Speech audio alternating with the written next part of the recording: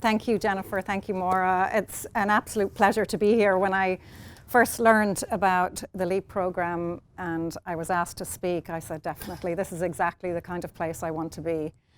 So I wanted to start by congratulating all of you. I want to congratulate you for two reasons, really. Congratulations first on being accepted on the Leadership and Executive Acceleration Program 2020. I understand it's very competitive to get into the program, so by virtue of being here, well done. You should be really proud of yourselves to be here. The other reason I wanted to congratulate you, and perhaps a little bit more importantly, is that you are putting your leadership development at the forefront. You're making it a priority, and for that, I'm truly impressed. More women should be thinking about that than are. And so for the fact that you are all thinking about it makes me think I want to give you an additional task. I want to ask you, not just today and in the 6 months ahead, I want to ask you to make a difference. Make a difference with your own career, for sure, but also make a difference for the women around you. Because by impacting other women in the industry and in your workplace, you will have an impact on future generations of women to come, which is critically important. And I want you to hold that thought this evening, but please remember it over the next several weeks, several months, because you're going to come in contact with some extraordinary women. There are women who are going to come and speak to you and share their wisdom and their past experience. The women that you're going to meet at Self-Help Africa and the Dwelling Place, amazing women, I'm sure, that will influence you in ways that you can't even possibly imagine. But also, by virtue of being a cohort, you're going to learn from each other. So in learning, think about the difference that you can make individually and collectively, not just to yourself, but to the people around you. My observation is that today we're faced with as many barriers as previous generations of women.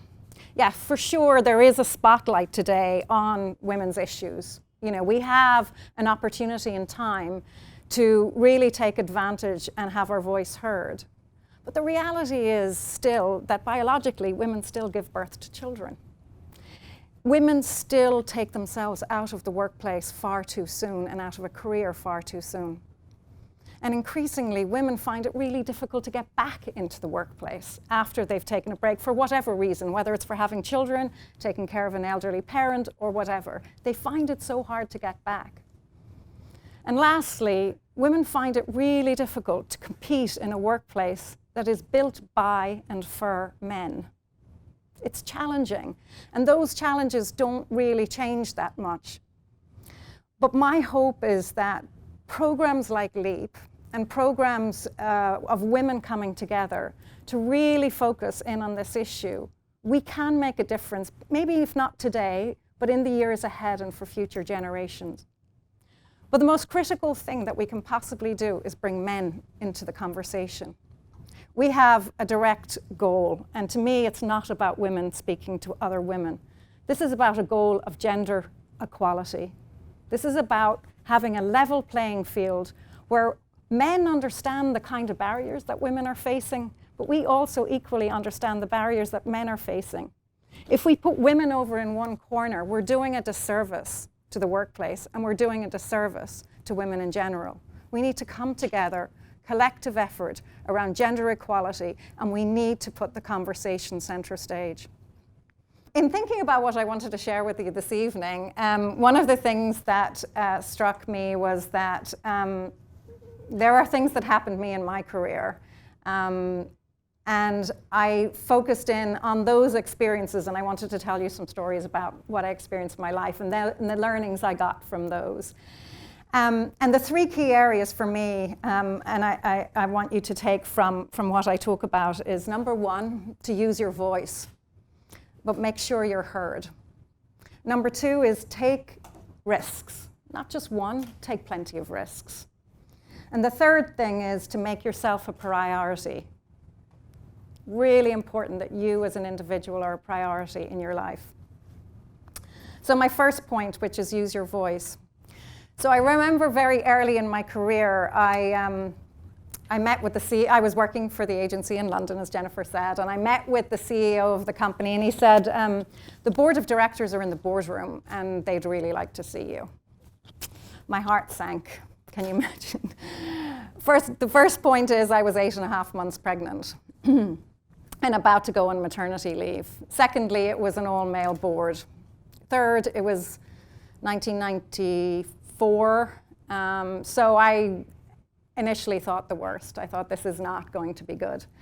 So anyway, I waddled along to the boardroom, as you do when you're 8.5 months pregnant, and I sat at the end of the table facing all of the men. And, you know, after the initial chit-chat, banal conversation, the chairman of the board said to me, when you come back from maternity leave, Aedhmar, we'd like to promote you. We'd like to put you in a more senior position, and we'd like to give you greater responsibility within the agency.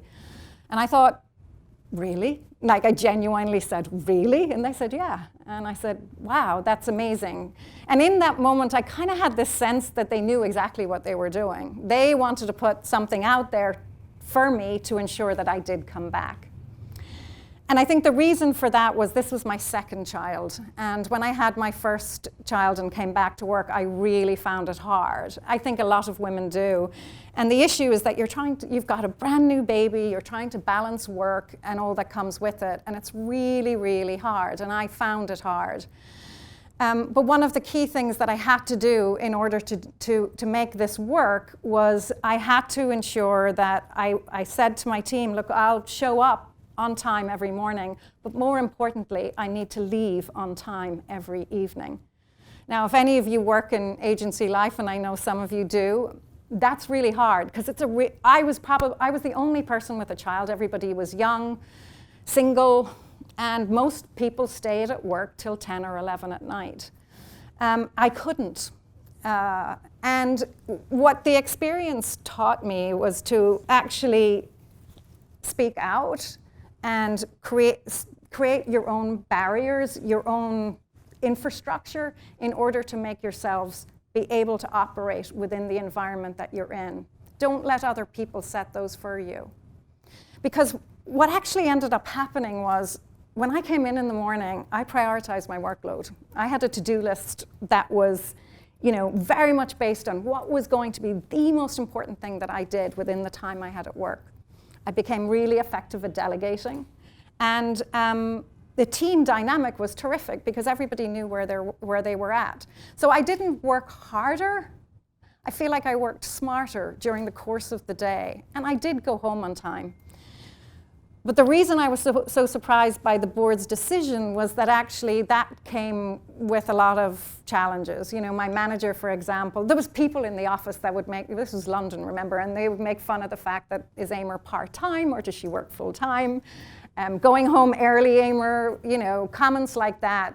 And, you know, a manager that would say you should try and fit in more or perhaps socialize more so that you have more time in the work environment. But what was interesting is that increasingly women wanted to work on my team and clients wanted me on their business. And I was getting shit done during the period of time that I was there because I had a priority. I had to be home. So in that story, your story may be entirely different. And I'm not saying that we will all experience that. But the learning for me was setting parameters. Not necessarily doing what everybody else did before, because that's normal. I did it, so you should do it. We can change that. We do not have to do what came before. We can do something different. But we have to speak up, and we have to have our voices heard. My second point was about taking risks. So I did return to work after my second child, and I did get the promotion. And what was interesting about that promotion is that it was probably my earliest experience of turning something that felt like a work or a job into a career. You know, that difference where you're not just doing it because you have to and you have to earn a living, but you're actually doing it because you love what you're doing. So I got the taste of that when I got this additional promotion, and it was terrific. And I remember following stated wisdom, so I developed my career plan. It had milestones and goals. It had a timeline, and I figured out what I need to do by when in order to get to where I wanted to get to. And then I realized that somebody came along and said, we have this opportunity to set up the business in the US.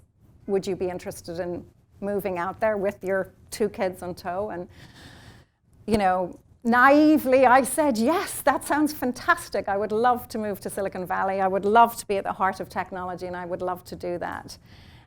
No idea what I was doing. And I won't tell you it was easy, because it wasn't. There are parts of that first year that I was there that I don't even remember. But what I do remember was that if I had followed that career path like I had written it down, I would have missed that opportunity. So what you need to think about in taking risks is make sure that you look up. Don't look down at this roadmap. It's terrific to have a roadmap, and I highly recommend it. But make sure that when you meet people and opportunities come your way, that you're not looking at your roadmap, that you actually are looking around you and you're saying, you know what, this is a risk worth taking, and I'm going to follow my passion to do something that perhaps was never in the plan. Because honestly, if you had told me when I was writing that career plan that I would be here tonight or anywhere in New York doing what I'm doing, I would have said that was never in my career plan. But the world is full of extraordinary possibilities. We just have to be aware enough and receptive enough to take those risks. And by the way, you know, even if it goes wrong, you can course correct. I mean, the wonderful thing, and the reason I love living in this country, I'll be honest with you, is that America is a hugely supportive environment. I have met more people who have helped me, supported me, encouraged me, even when I screw up. So that was probably the most significant risk I took in my life. But I've taken many, many more. Stepping down from my role as CEO of Text 100 was a huge risk.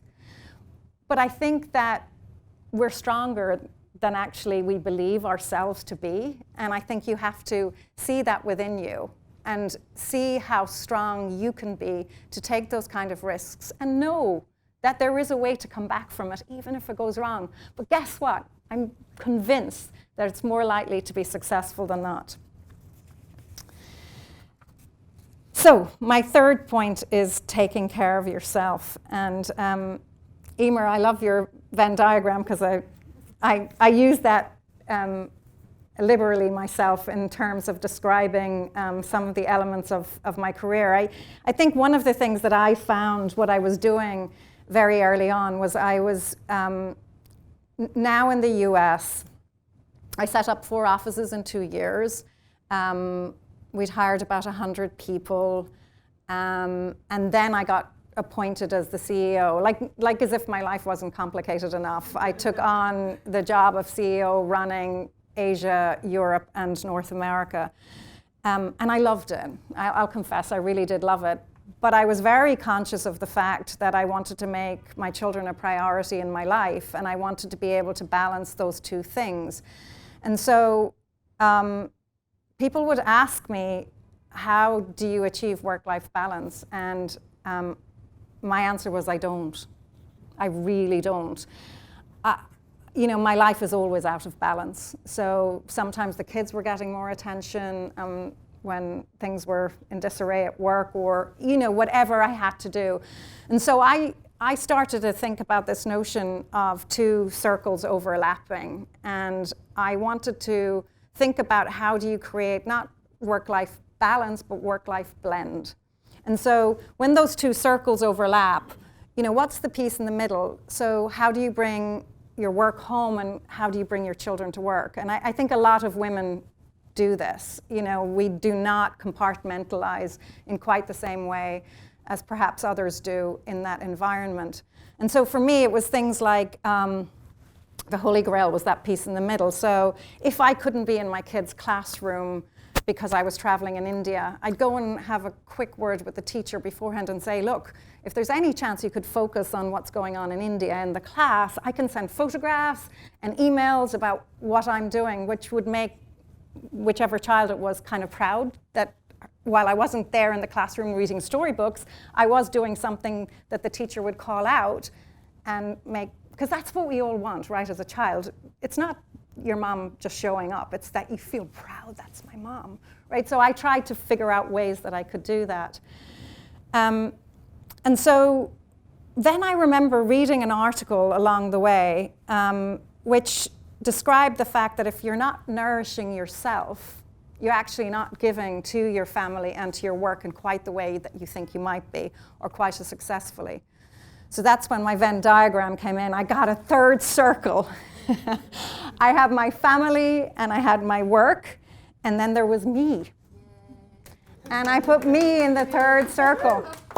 So then, I mean, you can imagine the kind of analytical person that I am. Like, I would look at these three circles, and I would say, right, what is in the me circle? What are the priorities for me? So it would be health and well-being, exercise, yoga, but my hobbies and my girlfriends. I neglected my girlfriends for years. And so in prioritizing what were the things that are important to me, I started to look at those blurred lines between family and me and work.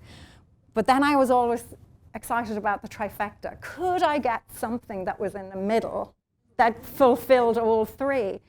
And there's many examples, but the one I like to use was that I was working in the UK at the time, and my clients came in from the US, and I thought one of my biggest hobbies is cooking. I love to cook with a glass of wine, and when I come home in the evening, it just feels therapeutic and relaxing. So I invited these clients to come to my home, which was kind of unheard of, but I was like, yeah, whatever,